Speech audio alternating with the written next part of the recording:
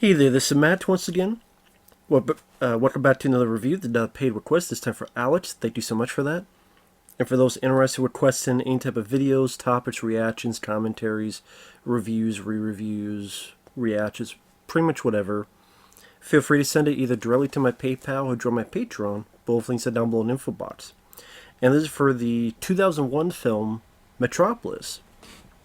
Now, Metropolis, I actually got confused with another movie because the guy asked me about it, and I don't know why I thought it was a different movie, but it was a movie I'd seen before, and I'm like, oh, this is okay, something else. This is something that was kind of inspired by the old silent film Fritz Lang movie, but kind of not. Meaning, for I understand, the people who made this anime, this animated film, they saw pictures of Metropolis, where they saw the way the buildings looked, the landscape looked, the city looked, the idea of this lady and there's a female robot or a lady that turns to a robot. They just saw those images and decided to make a movie based on that. So you'll see images similar in this anime film, but the story is fairly different. In this, robots and humans are together in the city, but robots are pretty much used as second and third hand citizens. They belong in their own sectors. If they get out of their sectors, they're blown the hell away. And then ultimately leads to some robots wanting to start a revolution of their own. But before all that, we have our characters, we have our bad guys, especially one that's got this big old nose, the type of nose that has its own zip code. I don't really know why that particular guy had a big old schnoz. Little like fucking big old beak. It took a bit getting used to. I thought it was a weird aesthetic choice visually for the one of the head villain boss who opens this new skyscraper. It also took a bit getting used to that the music used throughout the film is jazz music. In fact, there's a very important scene at the end that uses Ray Charles' I Can't Stop Loving You, which I don't mind the song, and it was an interesting choice, but it took a bit for me to get used to. But it was an interesting, different choice.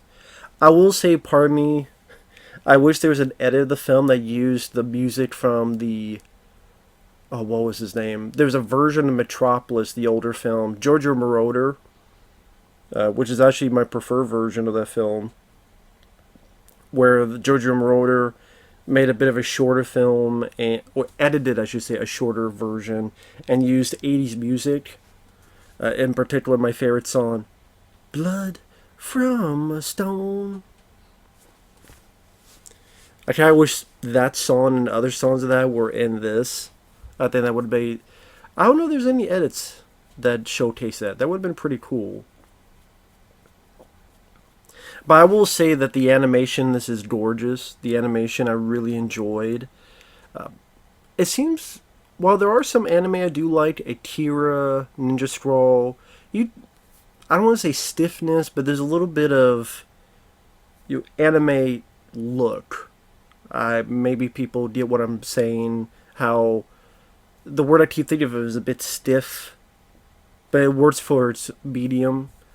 Here, it seemed the animation was much more fluid and very cinematic.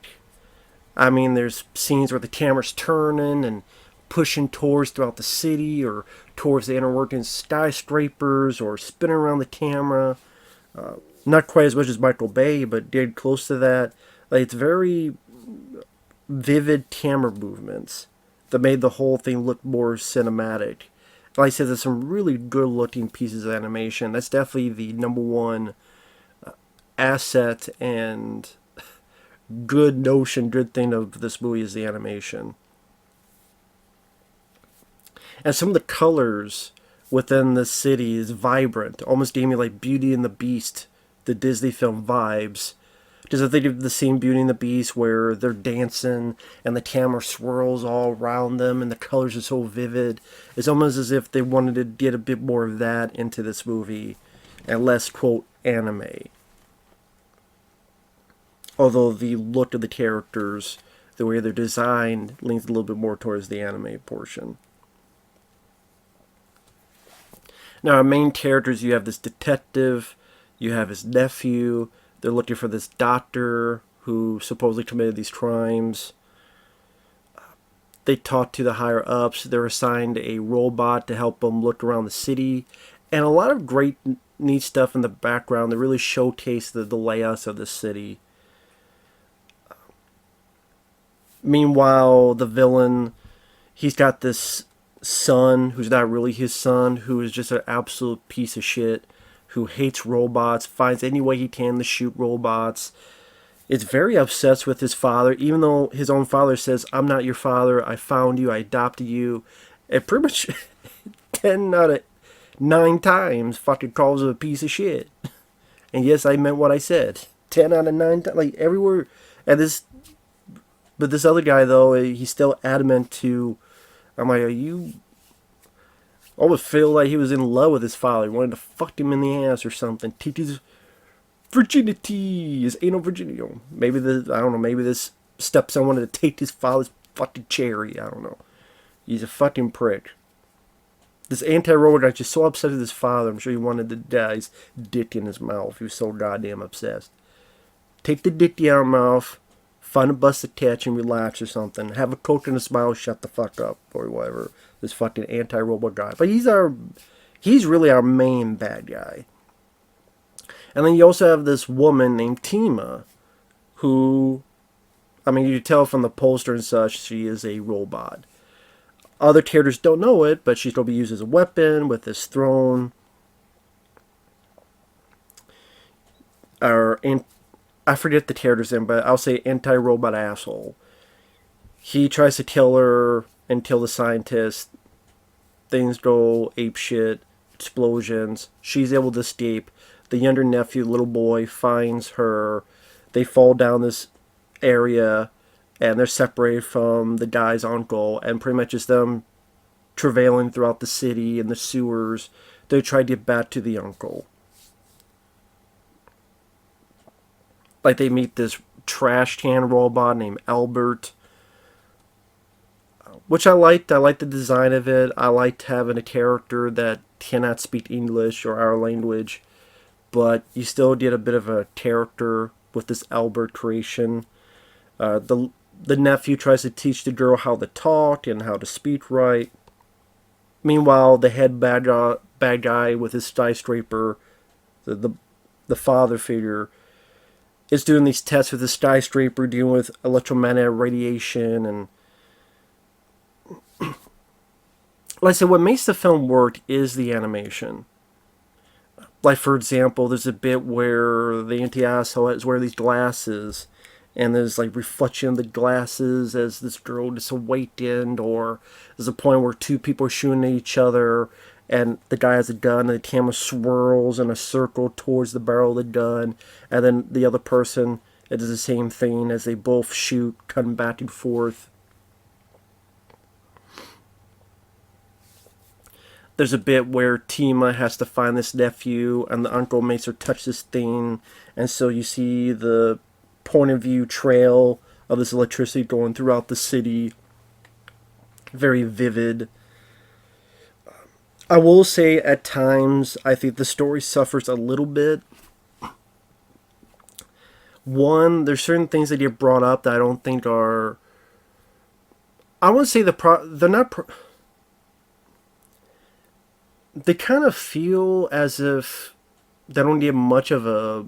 I don't know what to say build up, but for example, there's a revolution of humans where our two characters are steeping, they're going through these ups and downs, and this asshole and his guards are trying to shoot and kill them.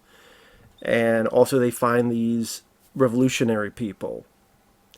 But then you're with them for a little bit of time, you get a little bit of their notion where they don't like that these assholes put up all these skyscrapers.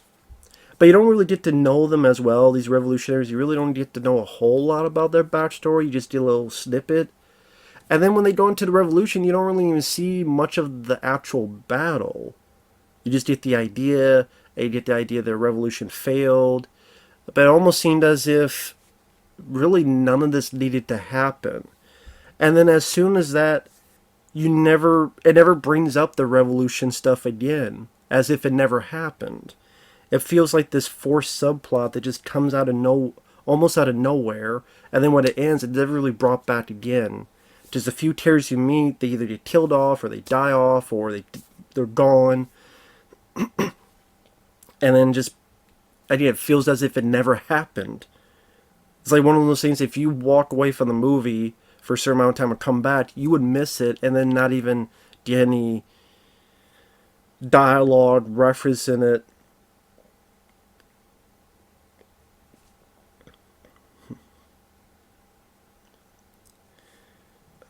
Just again, you go from trying to teach her how to talk, and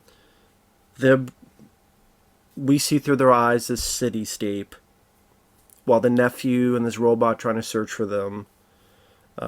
That's how the robot dies with this revolutionary guys. So it makes us feel less sympathetic on their plight.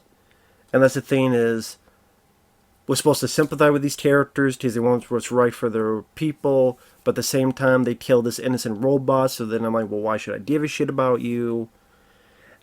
Like, that whole thing could have been completely taken out, and I honestly think it would have been better, and instead just focus on this chase with the guards and the asshole head guy's son chasing after our main characters, and have more of a connection between these two kids. Because the big finale, spoiler alert, where they're caught, the nephew is taken into custody, the uncle is with Tima, at one point the uncle rescues her, they gotta go in to try to find the nephew, she finds out she's a robot, she puts on this throne, becomes this big weapon, but she turns against the humans, which I'm like, who couldn't see that coming? It focuses on this big connection between the kid, the nephew, and the girl Tima. But there's not enough of their connection up before then to really give that, I think, as big of an emotional payoff as wanted. Because you watch about 30 some minutes in, they meet up, nephew finds her, they go through the floor, they're separated. And then it's really like a 30-minute stream of them being chased, but that's also with the bad guys and the weapon, their skyscraper, and testing that out. It's all to do with these revolutionary guys. It's all to do with the uncle. Either some goofy humor where people think he keeps stealing food or hot dogs or whatever, and all this other shit. So you don't get, I don't think, as much chemistry and development between these two as you should.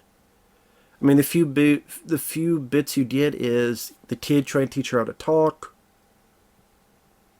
A bit where they're talking and the nephew kind of blushes.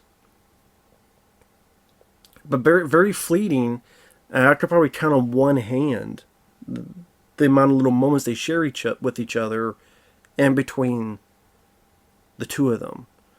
I'm not asking for fucking cuties, sickos, sex thing because they're underage. Romance, kissing the night away. But little bits of connection where, like, let us get to know this nephew. Let me get to know a bit more of his backstory. Let me get to know about his parents and what made him join up with his uncle. And at the end of the film, the very, very end, we realize he's into electronics. I didn't fucking know that. Showcase some of that. Like, he's good with electronics, or he's a bit MacGyver with electronics, or he's able to build some stuff to help him out because he has a knack for this. Did a bit more character development on the nephew. A little bit more of this back and forth between him and this Tima lady. Moments of them sharing with each other. The only few bits is, like, teach her how to talk. Her trying to eat and him telling her, no, don't eat that, that's rotten. And then there's a bit where I think she has to change clothes and he turns away. There's a point where he blushes. I count one hand. So it just makes the finale not as emotional as it could. The voices, the English dubbing, I've heard worse. I could deal with this. Some people may not. I could deal with it. I've heard much, much worse dubbing. The world is nicely rendered. There's some satisfying moments, like when the asshole son kidnaps Tima, shuts her down, is ready to cut her up, and we finally get to see the detective. We really don't sadly get to see it, but we get the idea of the detective just whipping this little shit's ass. I wish we would see more of that. I wish it's kind of like he arrives and the lights go out and we just hear punches, him knocking the fucker out. I wish we would see more of that.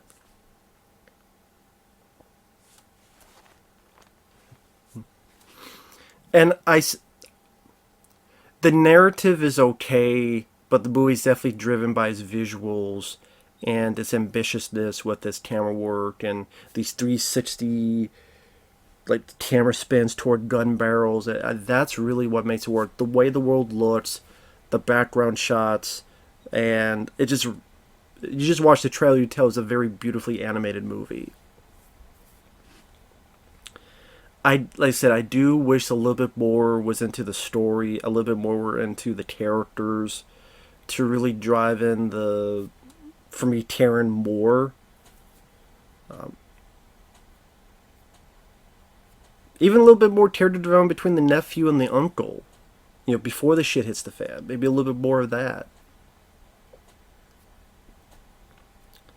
And super spoilers, at the end, like I said, there's some nice pieces of fluidity where, like, Tima's on this throne and these cables are in her back and body and everything's going up shit creek and the kid has to pull her off, and then a part of her face has been ripped off and is now not Tima anymore. She's become this weapon and he's trying to talk to her and they're both falling. The way the just very cinematic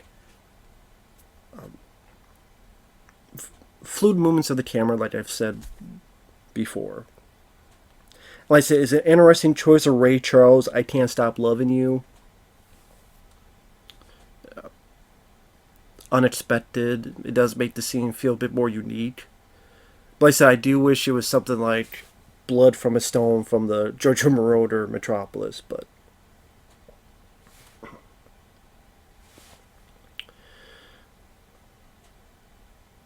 I also thought it was interesting that at the end of the film, the kid decides to stay to help out the robots and stuff, and the uncle just lets him. I mean, I don't know if the movie delved into what happened to his parents. I'm assuming his parents are dead. I'm assuming. If they mentioned that and I forgot, I apologize. That's my fault. But just that the uncle lets this kid who looks like he's 14 just let him, yeah, sure, you don't live by yourself, and I don't know how he's going to eat or live or make money. And then throughout the end credits, there's like a still shot of him opening an electronic repair shop, and again, he repairs stuff. He's good with repairing shit. The movie didn't really showcase much of that, so that's what I mean. Like, I see this still picture of him in front of the store, as maybe one day he'll possibly repair this Tima lady.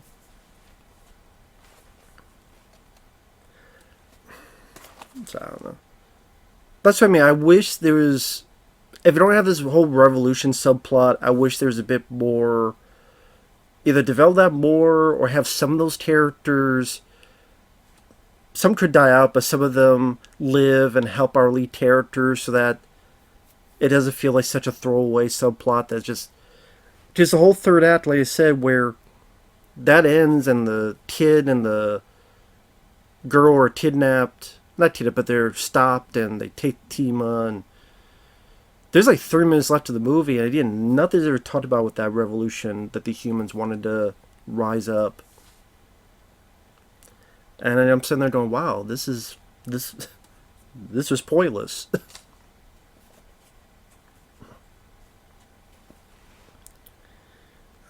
I don't know, that's just my thought process on it. But I will say, if you're looking for animated films, if you want a nice visual feast, it's definitely worth a look and worth a shot, at the very least for that.